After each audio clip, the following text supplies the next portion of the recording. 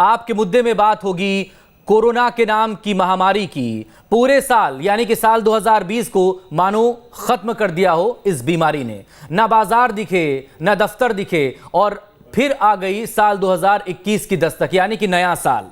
चंद घंटे बाकी हैं नए साल शुरू होने में, लेकिन नया साल भी क्या कोरोना से अछूता नहीं रहेगा?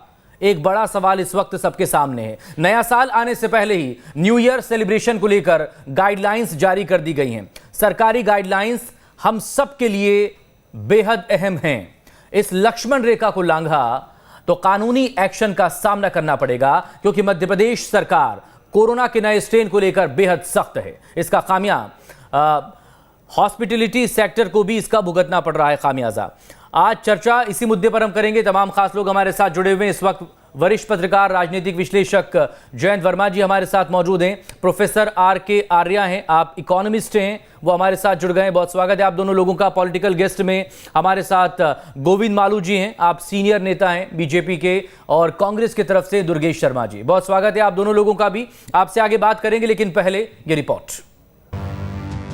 2020 को अलविदा कहने के साथ ही हर कोई 2021 के वेलकम का बेसब्री से इंतजार कर रहा है। हालांकि इस बार नए साल के जश्न में कोरोना के कारण खलल जरूर पैदा होने वाली है।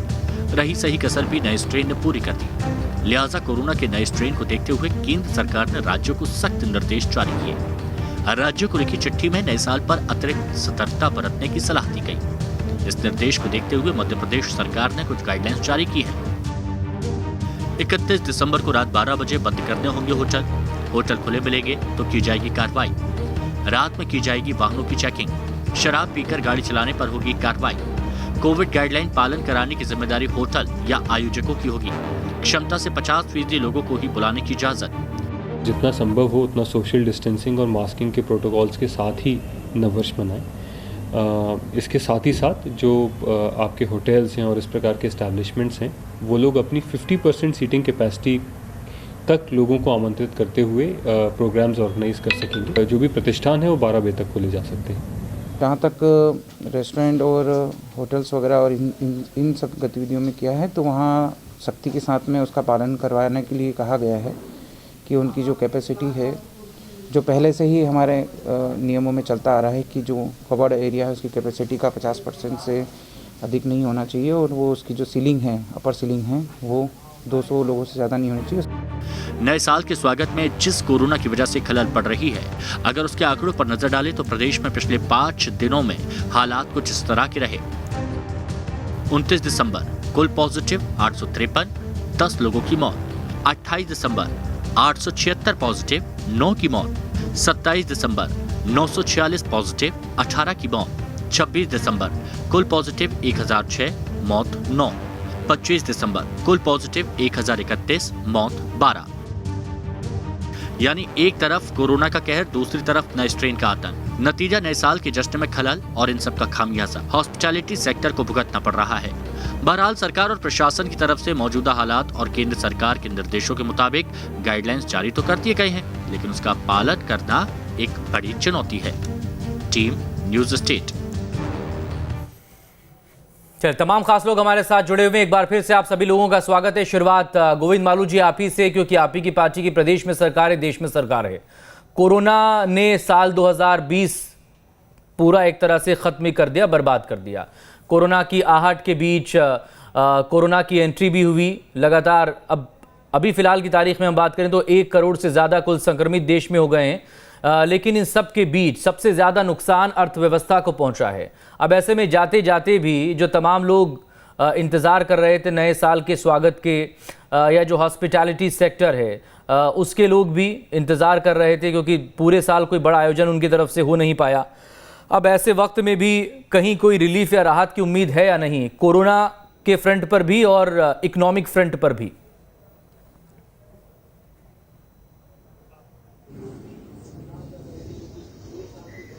मकसूद भाई, कोरोना के फ्रंट पर तो सरकार पूरी तरह सजग है और एहतियात के सारे उपाय और निर्देश नागरिकों में जारी किए जा चुके हैं। सरकार भी सतर्क है।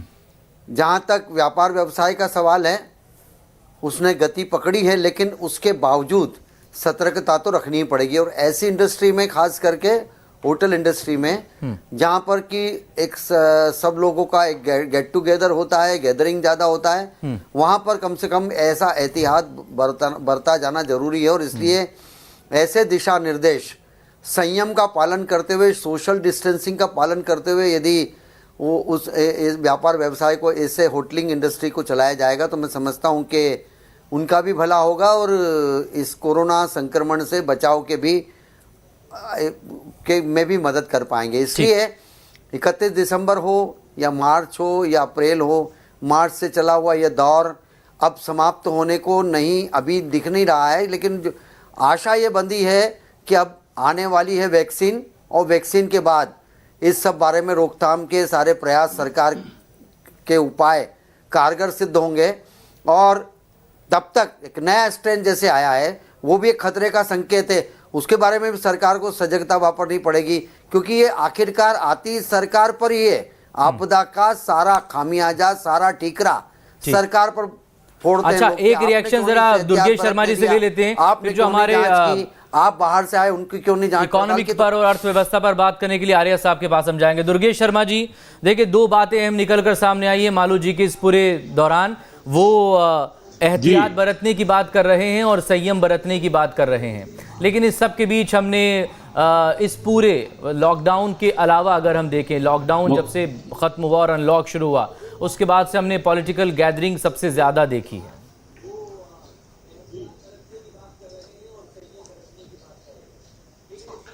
मकसूद जी, बात सही है कि राजनीतिक आयोजन जो हैं वो बंद नहीं हुए हैं और वो काफी स्तर पे हुए हैं। उसका खामियाजा हम सबको भुगतना पड़ रहा है। पर राजनीतिक आयोजनों में भी थोड़ा सा कंट्रोल करना चाहिए। मुझे, मेरी पार्टी के लिए भी, मैं और मेरे साथी एक दूसरे को हिदायत देते रहते हैं, भाजपा को भी इस पर सोचना चाहिए। जो देखने में आ रहा है कि जब राजनीतिक आयोजन होते हैं तो उसके लिए सारी चीजें छोड़ दी जाती हैं, छूट हो जाती है, और यदि कहीं सदन चलाना हो तो उस पर कानून के तहत कोरोना सामने आ जाता है। पर जब यदि हम होली पर लॉकडाउन हो सकते हैं, ईद में घर के अंदर बैठ सकते हैं, दिवाली हम शांतिपूर्वक घर पे मना सकते हैं, हम प्रयास करते हैं कि हम बम कम फोड़ें, दीप जला के ही अपनी दिवाली मनाएं, तो फिर हम नए वर्ष पे इतना उत्साही क्यों हो? आज का समय, आज की परिस्थितियां कहती हैं कि हमको नव वर्ष को मनाना है तो अपने घर में मनाना है। यदि सुरक्षित रहना है तो बिल्कुल गवर्नमेंट के द्वारा जो कानून बनाए हैं, 12 बजे तक आपको घर से नहीं निकलना तो ना निकले, उचित है, मैं इसका समर्थन करता हूं। पर सख्ती से नियमानुसार इनका पालन हो, इनके पीछे कोई राजनीतिक पृष्ठभूमि ना हो, इसका भी ख्याल भारतीय जनता पार्टी को रखना चाहिए, क्योंकि वे हर क्षण लेकिन पॉलिटिकल जो पूरे कार्यक्रम होते रहे पूरे साल करती है, उसको लेकर तो खैर अब बाकी आगे हम उस पर बात करेंगे, लेकिन बात चूंकि अब इकोनॉमिक्स पर भी थोड़ा कर लेते हैं। प्रोफेसर आर्या साहब, बताइए, इस पूरे दौरान जब से कोरोना ने एंटर किया उसने पूरी दुनिया की अर्थव्यवस्था को हिलाकर रख दिया है, और हमारे यहाँ तो जीडीपी जो है -24% तक पहुंच गई थी। अभी फिलहाल के वक्त में अर्थव्यवस्था के मोर्चे पर हम कहाँ खड़े हैं, और आने वाले वक्त में साल 2021 को लेकर हम क्या उम्मीदें करें? देखिए कि आपने ठीक कहा कि 24% कॉन्ट्रैक्शन था फर्स्ट क्वार्टर का, और लगभग 8% का कॉन्ट्रैक्शन है सेकंड क्वार्टर का जी, और थर्ड एंड फोर्थ का अगर कहें तो कॉन्ट्रैक्शन नहीं होगा तो जीरो पे आ जाएगा। जीरो का मतलब क्या हुआ कि जो जीडीपी 2021 के 31 मार्च को था जी, वही का वही रहेगा, उसके अंदर कोई ग्रोथ नहीं आएगी। परंतु खाली जीडीपी जो है वो एक असलियत नहीं बताता।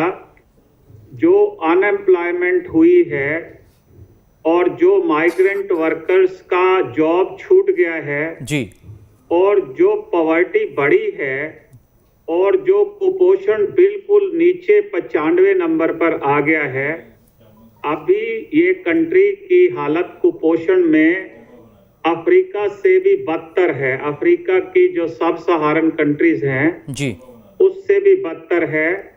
और पॉवर्टी जो उठाने का सिलसिला चल रहा था कि लोगों को ऊपर करने का, वो भी नीचे खिसक गए हैं। अभी हाल ही में जब बिहार के इलेक्शन हुए थे, आपने देखा होगा कि वर्कर्स के पास कोई काम नहीं है जी। और अभी जो MSMEs जिसमें ये काम करते थे अनऑर्गेनाइज सेक्टर में जी, वो अभी पूरी तरह से शुरू नहीं होगा, ना होगा, हुआ ही नहीं है, होगा भी नहीं।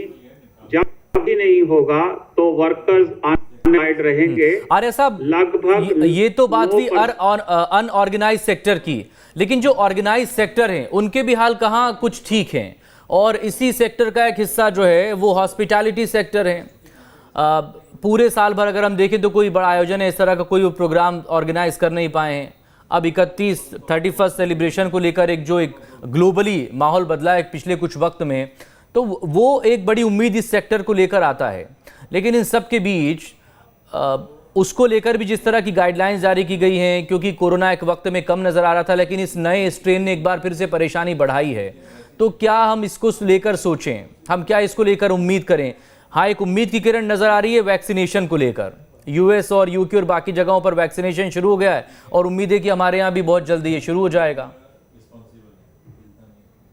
अब भी क्या है कि ये जो दूसरा स्ट्रेन आया है ये और भी ज्यादा कॉन्टेजियस है, पहले वाले से 70% ज्यादा जी। तो लोग भयभीत हो भी जाते हैं और सरकार के पास भी उतनी पब्लिक हेल्थ की अरेंजमेंट नहीं है, जिसकी वजह से, क्योंकि वैक्सीन का सिलसिला 130 करोड़ लोगों का लंबा चलेगा और उसके लिए अरेंजमेंट कई तरह की करनी पड़ेगी। एक कंपनी से तो आएगी नहीं वैक्सीन, शायद 200 कंपनीज बनाएंगी तब होगा पूरा, और उसकी पेमेंट भी करनी होगी जी। तो ये जो आप इसको वैक्सीन से जोड़ रहे हैं, इससे तो ज्यादा बात इंडिया की तो नहीं बनेगी। जो छोटी कंट्रीज हैं UK वगैरह या यूरोप की, उनका तो लग जाएगी, मान लीजिए 2 महीने में, 1.5 महीने में लग जाएगी। परंतु यहाँ तो कौन कहाँ पे काम कर रहा है और किसको कैसे देनी है, ये सारा सिलसिला, उसके वर्कर्स कहाँ हैं, ये सारा सिलसिला बड़ा लंबा चलेगा। तो अर्थव्यवस्था पर अभी जो दूसरा स्ट्रेन आया है, इस वायरस के 24 स्ट्रेन है जी। और ये हर बार में 1 साल हो गया था, इसने रूप बदल लिया है। रूप बदलने को ही स्ट्रेन कहते हैं जी। और ये फास्ट ट्रांसमिशन का है। आप देखा है कि आपने दिल्ली में तैयारी शुरू कर दी है उन्होंने, और जो बड़ी सिटीज हैं बेंगलोर वगैरह में, वहां पे कर्फ्यू, नाइट कर्फ्यू लगाया गया है जी, ताकि होटल्स वगैरह रेस्टोरेंट्स में लोग ना जाएं। तो जो वहां तो अलग चूंकि इस से नए आप स्ट्रेन के संक्रमित भी मिल गए हैं, तो वहां पर एक अलग तरह की एहतियात बरती जा रही है। और ऐसा भी नहीं कि देश का कोई ऐसा बड़ा शहर छूटा हो या ऐसा कोई प्रदेश छूटा हो जहां पर कि पिछले 1 महीने में UK से कोई पैसेंजर ना आए हों ट्रैवल करके, या उनकी कोई ट्रैवल हिस्ट्री जो है वो UK या यूरोप की किसी कंट्री से ना हो। ऐसा कोई प्रदेश लगता नहीं कि ऐसा होगा, तो लिहाजा भी उसको ट्रेसिंग करने और ट्रैकिंग करने का काम हो रहा है। आर्य साहब प्लीज आप हमारे साथ बने रहिएगा। जयंत वर्मा जी, एक टेक आपका कि इस वक्त हम कहाँ खड़े हैं। 1 साल खत्म होने वाला है, दूसरे साल को लेकर अमूमन नई शुरुआत को लेकर बहुत सी नई उम्मीदें होती हैं, लेकिन इस नई उम्मीद और नई उमंग के बीच एहतियात भी बरतना पड़ेगा इस नए स्ट्रेन से। जी,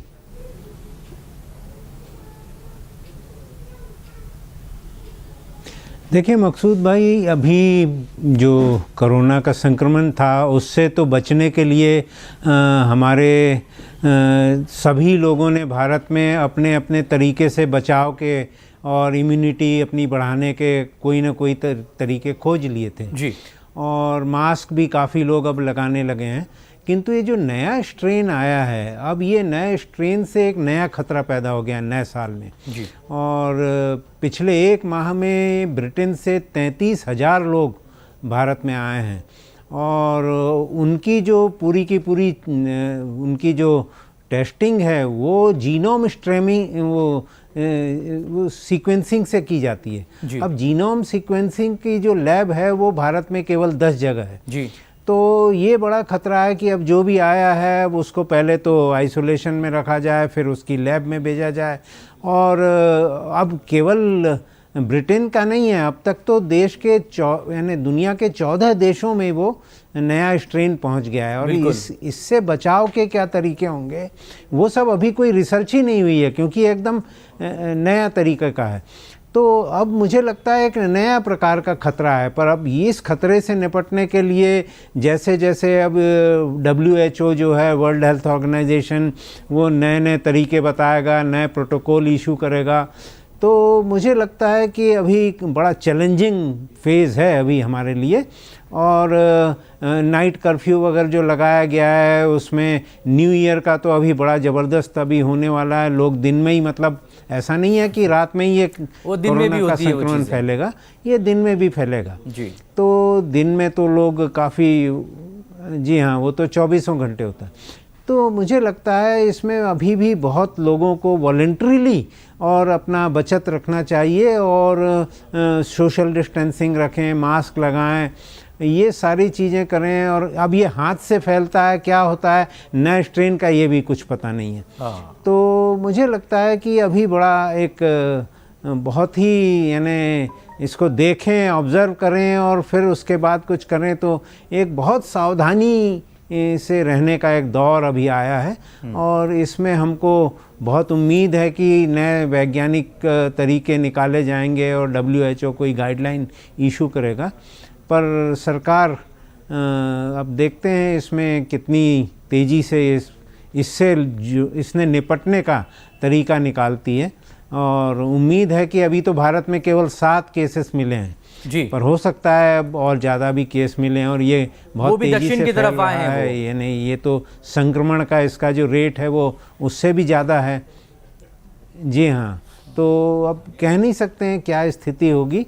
और देखिए, अब मुझे तो लगता है वेट एंड सी ऐसी स्थिति है, वेट एंड वॉच वाली कंडीशन है। प्लीज़ आप हमारे साथ बने रहिएगा। मालू साहब बताइए, देखिए एक महीने में जो आंकड़े हैं, 33,000 लोग जो हैं वो भारत आए हैं यूके से। अब इस 33,000 लोगों की स्क्रीनिंग करना, तमाम चीज़ें करना, ये एक अपनी जगह है। 31 आई तो इसको लेकर भी अब सावधानियां बरती जा रही है, वो भी उस मौके पर जबकि 7 जो हैं अभी तक लोग पुष्टि हो चुकी उनमें कि नया स्ट्रेन वहाँ पर है। लेकिन इससे पहले जो लगातार लापरवाहियाँ होती रही हैं वो तो दोनों तरफ से हुई हैं। अगर लोगों ने कहीं ढील दी तो पुलिस और प्रशासन और सरकारों की तरफ से भी तो वो ढील दी गई थी, कहीं ना कहीं उनकी भी तो लापरवाही रही है।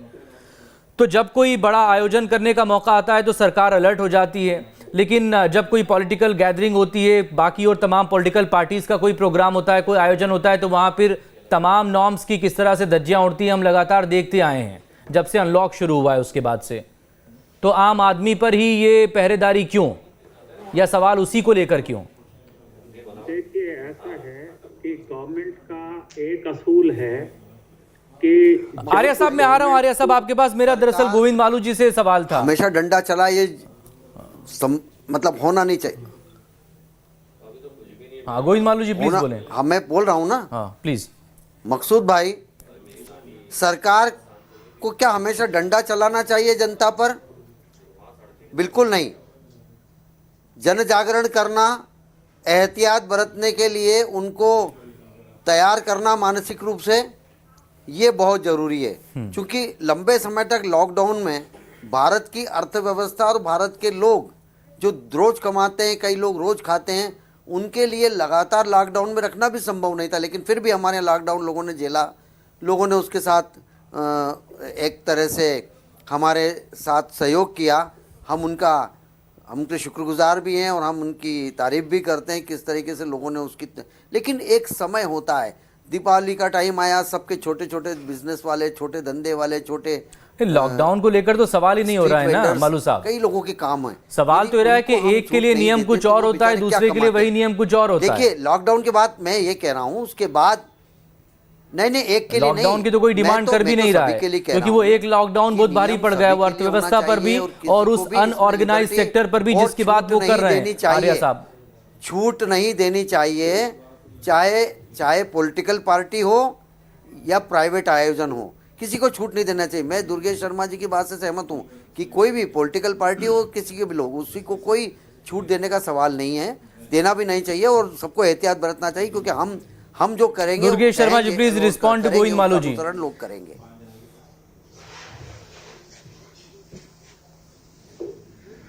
पहले तो गोविंद मालू जी का धन्यवाद कि कम से कम एक जगह मेरी बात में सहमत हुए, और मेरा अनुरोध है कि दूसरी बात पे भी सहमत हो जाएं। आज जीडीपी यदि देश में जब -24% गई थी तब भी कुछ संबल जिन्होंने दिया था तो वो मेरे अन्नदाता है, और पूरे देश को अन्नदाता आज भी संबल दे रहे हैं, ताकत दे रहे हैं। पूरे देश में जीडीपी बहुत बुरे हाल में है। हम होटलिंग वाली बात करें या कोई दूसरे व्यवसाय की बात करें, यदि हम खेती को खत्म कर देंगे तो कोई भी व्यवसाय सफल नहीं होगा, कुछ भी नहीं होगा। और आज माननीय मोदी जी देश में किसानों का जो हाल करके बैठे हैं, हम तो 9 वर्ष पे होटल में होटलिंग कर पाएंगे या नहीं कर पाएंगे इस पे चर्चा कर रहे हैं, पर आज हमारे किसान सड़कों पर अपना भोजन ऐसी ठंड में जब माइनस पे डिग्री टेम्परेचर पहुंच रहा है। अभी आप ही के टीवी पे चल रहा था कि दतिया में 3 डिग्री है, तो सोचिए दतिया से और ऊपर करीबन 300-400 किलोमीटर पीछे, 500 किलोमीटर पीछे वो टेम्परेचर माइनस में ही होगा। दिल्ली में टेम्परेचर 1-2 डिग्री रहा होगा। ऐसे में किसान सड़क पर है, पर भारतीय जनता पार्टी और माननीय गोविंद मालू जैसे मेरे साथी जो लॉकडाउन और उस पर या मेरे इस बात के सहमत हो रहे हैं कि राजनीतिक आयोजनों में भीड़ नहीं होना चाहिए। हाँ, किसी भी आयोजन में भीड़ नहीं होना चाहिए, पर किसानों के आज जो मांग है उसको मांग कर आप काला कानून वापस ले लें, जिससे देश को जो संबल दे रहा है, जो जीडीपी देश की आज संबल या थोड़ी सी सुधरने की स्थिति में आ रही है, वो और तेजी से ताकत के संग सुधर जाए और हम और आप सुरक्षित हो जाए और देश सुरक्षित हो जाए, इसका भी प्रयास कर लीजिए। आर्या साहब, आप कुछ बोलना चाह रहे थे, प्लीज आप अपनी बात कंप्लीट करें। और एक ये इशारा जरूर इधर से निकल कर आया कि इस पूरे दौरान अगर किसी सेक्टर ने कुछ थोड़ा बहुत उम्मीद बचा के रखी और जिसने पॉजिटिव ग्रोथ रेट अपनी बरकरार रखी, तो वो एक एग्रीकल्चर सेक्टर ही था। वो बात ठीक है, एग्रीकल्चर सेक्टर से ही ग्रोथ 3% के आसपास आई है, गुंजाइश है, जिसकी वजह से कॉन्ट्रैक्शन 35% से बच गया है, नहीं तो 24% ही रह गया है। अब जो बात आप पूछ रहे हैं कि अगर ये गवर्नमेंट सीरियस होती तो ये वाला जो ऑर्डिनेंस था जो था सितंबर में ना ला के अप्रैल में भी लाया जा सकता था। जब आप ये कह रहे हैं कि आपने क्रॉप जो है खरीदी है प्रॉपर, पिछली क्रॉप, और अब भी आप खरीद लेते मार्च वाली भी, और अप्रैल में उसको ले आते, ताकि ये आपको एहसास हो जाता कि कोरोना के दौरान ये जो भीड़ इकट्ठी हुई है, अब जो 45 लोग मरे हैं, अब क्या वो कोरोना के टेम्परेचर से होके मरे हैं या ठिठुर के मरे हैं, ये किसी को कुछ नहीं पता, पर 45 लोगों ने यहाँ पे शहीद हुए हैं। तो ये बात तो पक्की है कि जब गवर्नमेंट पिछले 2017 से 18 से ग्रोथ रेट को लूज कर रही लेकिन थी, इस वक्त कहाँ हम खड़े हैं आर्या साहब? एक तरफ सेलिब्रेशन की तैयारियां हो रही हैं और उसको लेकर गाइडलाइंस जारी की गई हैं क्योंकि सामने कोरोना है, कोरोना का नया स्ट्रेन और ज्यादा परेशानियां बढ़ा रहा है। दूसरी तरफ कुछ लोग अभी भी संघर्ष कर रहे हैं, एक तबका वो अपने अधिकारों के लिए सड़क पर है, बाकी वो लड़ाइयां लड़ रहा है। इन सब के बीच इस सभी लोगों को एड्रेस करने की जो जरूरत है, क्या वाकई में उस तरह से इसे डील कर पा रहे हैं? नहीं, देखिए, सरकार जो होती है सुप्रीम होती है, नहीं हो रहा जब आपके हाथ से वोट चला जाता है तो सरकार ऑल इन ऑल होती है। ये बात आप ध्यान रख लीजिए, क्योंकि सरकार को ही बजट बनाना होता है और सरकार को ही डायरेक्शन देनी होती है। यहाँ तो पूरे कंट्री का लॉकडाउन ही सरकार ने किया 4 बार, जबकि कुछ स्टेट्स में तो था ही नहीं कोरोना, तो वहां तो अर्थव्यवस्था चल सकती थी। परंतु जब सरकार ही, होम मिनिस्ट्री ही सारा काम करेगी तो डेफिनेटली अर्थव्यवस्था चौपट होगी ही होगी। पर ये बहाना था कि हमारी पब्लिक हेल्थ की प्रिपरेशन अच्छी नहीं थी, इसीलिए हमने इसको लॉकडाउन किया ताकि हत्याएं कम हो। पर अब तो हत्याएं हाथ से ही हो रही हैं। कोरोना के दौरान जो फार्मर्स हैं 2 डिग्री के टेम्परेचर में बैठे हुए हैं खुले आसमान में, तो अब क्या हो रहा है? अब वक्त इतना ही है। बहुत शुक्रिया आपका प्रोफेसर आर्या साहब, दुर्गेश शर्मा जी, गोविंद मालू जी, जयंत वर्मा जी हमारे साथ बने रहेंगे छत्तीसगढ़ पर बात करने के लिए। लेकिन यही आपकी तरफ से अपील रही कि नए साल की जश्न के दौरान आप थोड़ी जो गाइडलाइंस है, जो हदें तय की गई हैं, उसका ध्यान आप ज़रूर रखें। नया साल नई उम्मीदें लेकर आ रहा है और नई उम्मीदें नए साल में कोरोना किस हद तक काबू आए, सभी यही दुआएं कर रहे हैं। लेकिन सोशल डिस्टेंसिंग से लेकर बाकी तमाम और जो गाइडलाइंस है और समय सीमा, उसका ध्यान आप ज़रूर रखें।